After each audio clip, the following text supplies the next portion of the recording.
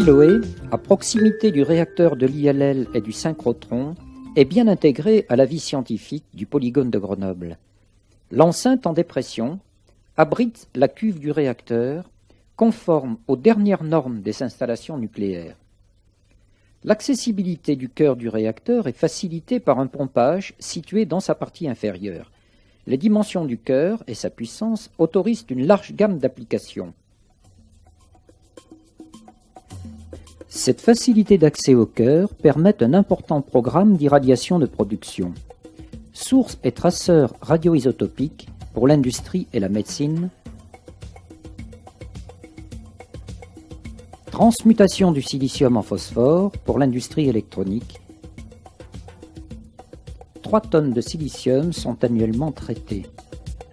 Fission d'uranium-235 pour la production de molybdène traité en Belgique pour donner le technétium-99, principal traceur de la médecine nucléaire.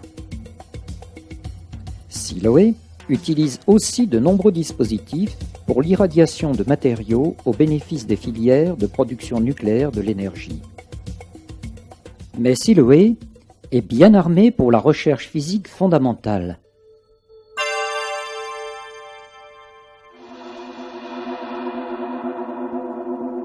À l'arrière du cœur, 3 canaux sont équipés pour alimenter en neutrons 6 expériences de physique.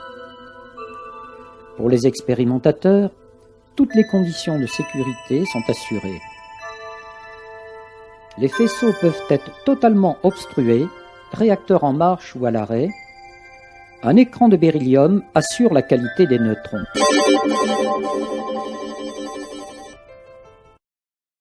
C'est alors qu'en 1949, j'appris que Smart et Scholl avaient étudié le magnétisme à basse température de l'oxyde MnO antiferromagnétique et avaient découvert que la maille magnétique était bien celle que j'avais prévue théoriquement. La maille magnétique est différente de la maille cristalline ordinaire qu'on étudie par les rayons X. Là, avec les neutrons produits dans les réactions atomiques, ces neutrons étaient capables d'être utilisés pour faire une cristallographie différente de la cristallographie ordinaire, parce que les neutrons possèdent un moment magnétique. De sorte qu'un laboratoire de magnétisme important comme était le nôtre à Grenoble, il devenait indispensable de pouvoir faire de la diffraction neutronique. Mais l'usine a divergé très rapidement et nous avons pu le faire avec l'aide de Berthaud, qui était notre cristallographe éminent. Avec son aide, s'est développé un laboratoire de diffraction neutronique. Les neutrons scrutent quantitativement les atomes par interaction nucléaire avec leur noyau ou magnétique avec leur cortège électronique. L'échange d'énergie d'une diffusion inélastique ébranle la maille du réseau. Dans ces limites, la loi de Bragg relie angle d'incidence et dimension de la maille.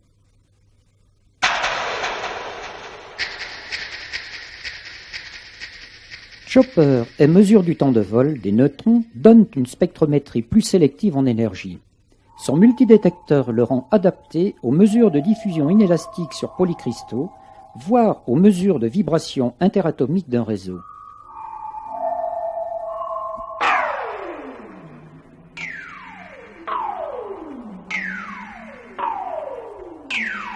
Un flipping des spins de la composante magnétique des neutrons permet de calculer l'interaction magnétique recherchée. Le bras mobile dans un plan horizontal peut s'incliner verticalement de -5 à +30 degrés.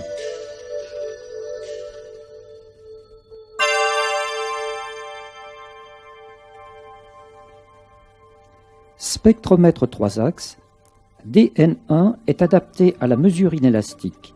Le cryo-aimant sur un support amagnétique engendre des forces électromagnétiques réduites.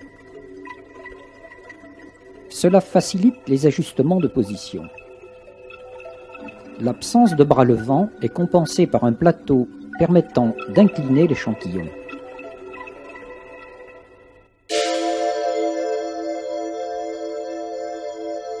DN4, spectromètre 4 cercles, est l'outil de base pour l'étude des cristaux, en particulier pour leur teneur en oxygène après leur conditionnement.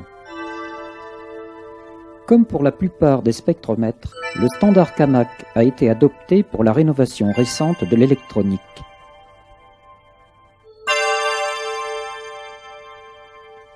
Le spectromètre 2 axes DN3, à bras levant, a un support de cryostat sur une table mobile en 3 dimensions pour un parfait centrage de l'échantillon. Il est adapté aux études détaillées des monocristaux, en particulier pour déterminer l'ordre des oxygènes. Son informatique est aussi connectée au réseau central Ethernet. DN5 et son multidétecteur, adapté à l'étude des poudres, localise simultanément tous les pics de diffraction des polycristaux à l'intersection des cônes de diffraction et du plan axial du multidétecteur. Si DN5 permet l'étude de matériaux supraconducteurs, il accepte aussi des dispositifs complexes, par exemple pour l'étude du composé métallique d'une électrode en fonctionnement réel. En fait, le composé métallique de nickel étudié sera celui des accumulateurs électriques de demain. 3 laboratoires coopèrent pour aider à leur industrialisation et maîtriser les régimes de charge-décharge. La maille s'élargit par capture de l'hydrogène et le déplacement et la valeur des pics de diffraction permettent de quantifier l'évolution de l'électrode.